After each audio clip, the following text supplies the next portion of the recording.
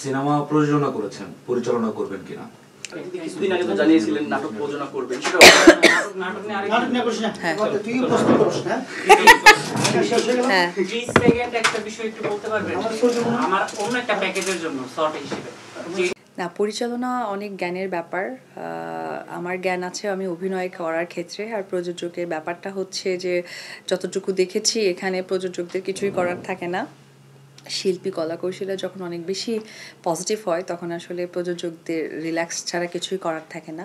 তা আমি অভিনয় শিল্পী, ক্যামেরার মানুষ, ক্যামেরায় অভ্যস্ত, ক্যামেরার পেছনে আসলে কি বলবো এই সাহসিকতা আমার নেই।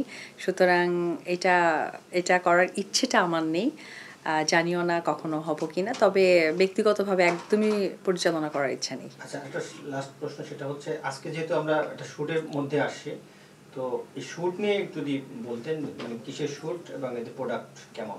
আচ্ছা, আজকে শুট করলাম একটা কাপড় ব্র্যান্ডের, অরিন্দম বিডি। তো আচ্ছা, আজকে শ্যুটটা করেছি অরিন্দম বিডির।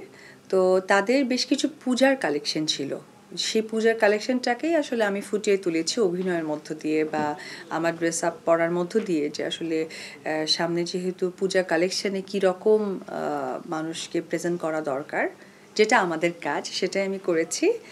আর জুয়েলারি করেছিল হচ্ছে এশিয়ানস জুয়েলস, খুবই ভালো তাদের কালেকশনগুলো। তো ওভারঅল মিলিয়ে আসলে জুয়েলারি অ্যান্ড ড্রেস দুটোই পুজোকে কেন্দ্র করে তারা নতুন এনেছে, যেটা একটা অভিনয় শিল্পীর মধ্য দিয়ে ফুটিয়ে তুলেছে।